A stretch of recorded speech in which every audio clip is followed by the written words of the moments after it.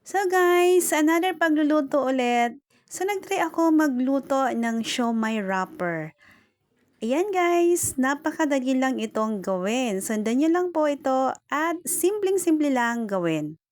So unang gagawin natin guys ay gupitin natin.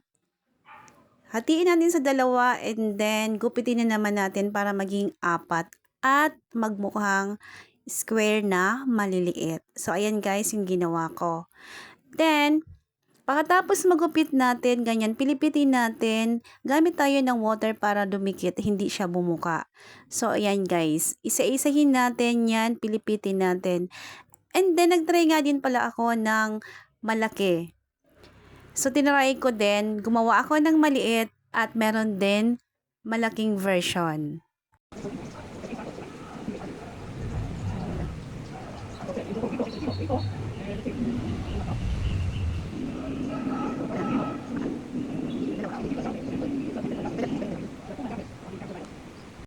At ayan na nga guys ang aking nagawa. So, after 24 hours, yan ang aking nagawa. Merong malaki at meron din maliit. And then, nagpainit na nga pala ako ng oil at iprito natin sa mahinang apoy lang.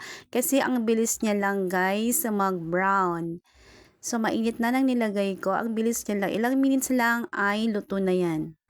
So, ayan guys, kapag golden brown na, pwede na natin hanguin sa oil para hindi na siya masubrahan at baka pumait siya. Hindi na siya magustuhan ng aking mga guests na naghihintay dyan. So, ayan guys, okay na to. So, ayan guys, niluto ko din pala yung malaking version ng aking ginawa. So, dalawang klase. Merong maliit, merong malaki. Then, syempre maglalagay na tayo ng flavor. Armista. Lagyan natin yung cheese. Tapos, i-mix natin. Mix natin. Okay.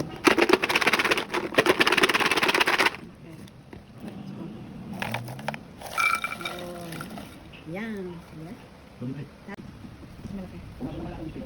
Yan na to.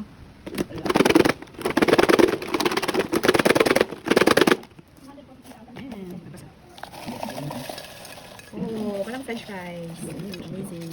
Diba? Amazing. Ito na. Abigyan mo na pa. Tung.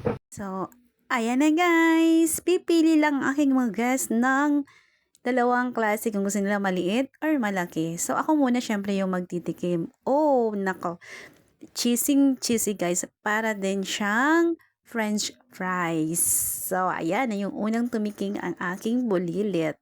Nagaantay na sa aking ginawa. Titingnan natin kung magustuhan nila.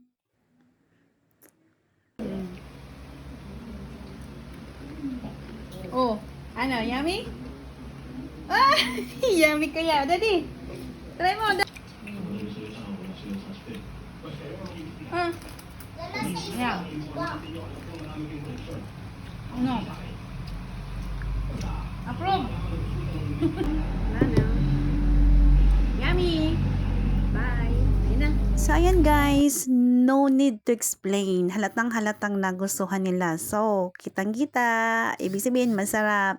Thank you guys for watching.